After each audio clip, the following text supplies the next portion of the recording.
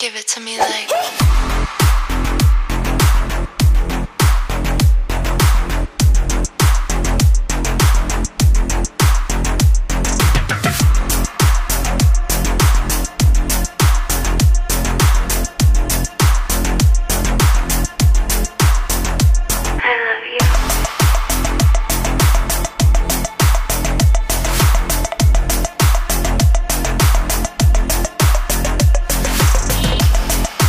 So, ayan guys, gagawa tayo ng soup ngayon.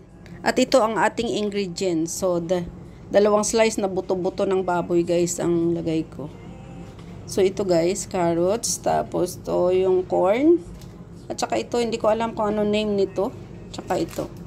So, ito, ano to kung sa atin, tubo. So, ayan. So, ayan. So, ayan guys, ang ating gagawing soup for today. And guys, yung pork, inuna ko na. So, ito na siya guys. Ihalo lang lahat. Tapos, ilagay natin sa kumukulong water. And then, boil ng 2 hours. Ganyan lang siya guys. At mamaya, anon ko na lang kung okay na. So, ayan siya guys. Then, ayan na.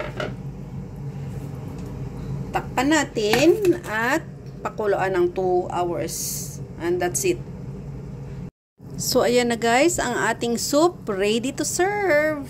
Wala akong nilagay na salt dyan guys kasi yung mga amo ko okay lang na ganyan yung timpla.